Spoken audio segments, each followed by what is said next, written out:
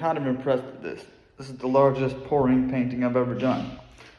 So it's afternoon. It should be dry in a couple days.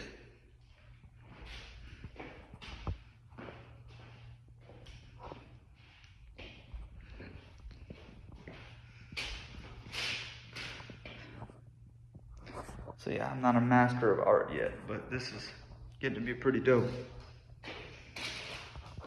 And what? Be for real. Taco doing art now? What? Yeah, boy. Like and subscribe.